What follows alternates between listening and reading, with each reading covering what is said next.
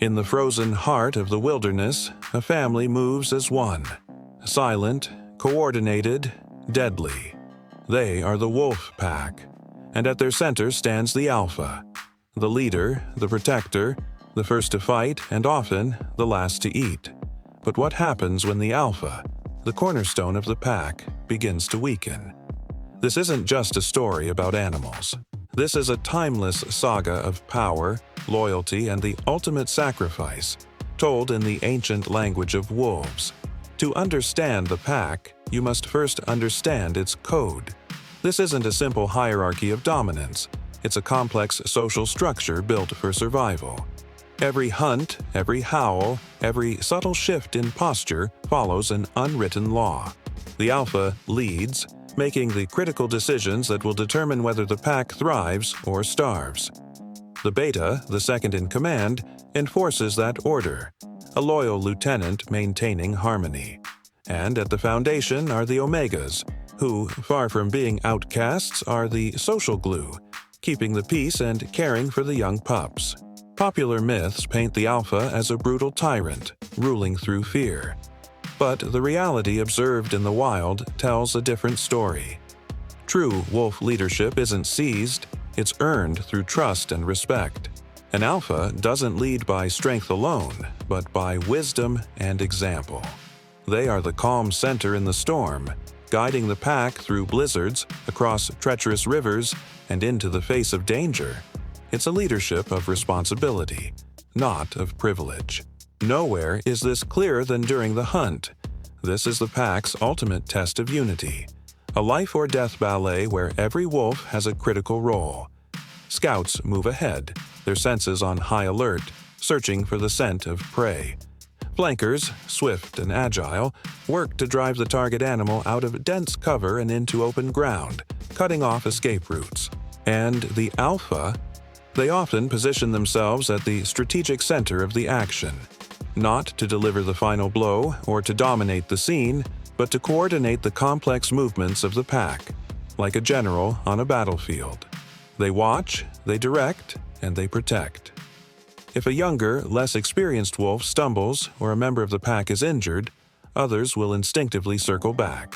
No wolf is left to die alone. The hunt is more than a quest for food. It is a profound lesson in teamwork and shared sacrifice, a powerful reflection of the pack's deep, unbreakable social bonds. But time is merciless, even for the greatest of leaders. The alpha, who once led the charge with unmatched vigor, will eventually grow old. Injuries take longer to heal, senses begin to dull, and a step that was once certain now falters. This is the moment a challenge arises. It does not come from cruelty or a lust for power, but from the raw, unblinking necessity of nature. The future of the entire pack, the survival of their lineage, depends on the strength of its leader. The confrontation, when it comes, is often swift and deeply symbolic. A younger, stronger wolf, perhaps the beta, will make their move. It's a tense display of posturing, growls, and sometimes a brief, decisive clash. But the goal is not to kill the old leader. The challenger seeks to force a submission, a recognition that the time for change has come. Once defeated, the old alpha steps down. They retreat from the center of the pack, becoming a peripheral figure. They might watch from a distance as the new leader takes their place, a bittersweet moment of pride and loss.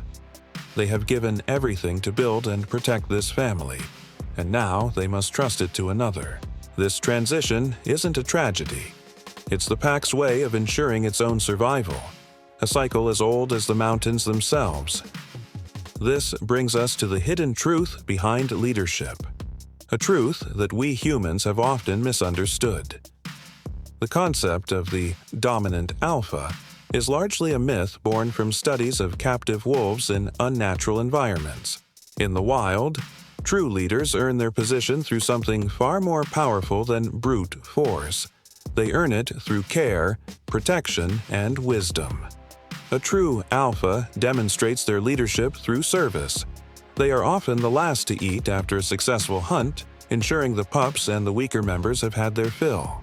They stand guard over the injured, putting themselves between their family and any potential threat. They lead not by demanding submission, but through actions that inspire loyalty. Seen in this light, the fall of an alpha is not a failure. It's the opposite. It's the ultimate act of giving, stepping aside so that the next generation, stronger and more vital, can rise to meet the challenges of tomorrow. It's the final and perhaps greatest act of leadership. What can we, as humans, learn from this profound story written in the snow? The Wolf Pack teaches us that real leadership is not about control, but about connection. It's about building a community based on mutual trust and a shared purpose. It shows us that true strength lies not in being feared, but in being followed willingly, out of respect and admiration. And perhaps most importantly, it teaches us that every leader, in every walk of life, must one day face that difficult moment, the moment when letting go becomes the greatest act of courage. The story of the wolf and the alpha is more than just a tale from the wild. It's a mirror for all of us. For every leader, every teacher, every parent, and every protector, there comes a time to guide, a time to fight, and finally a time to pass the torch to those who will carry it forward. What do you think makes a true leader? Is it power or is it sacrifice? Let me know your thoughts in the comments below, and if this story resonated with you, please don't forget to like, share, and subscribe for more powerful lessons from the natural world. Thank you for watching.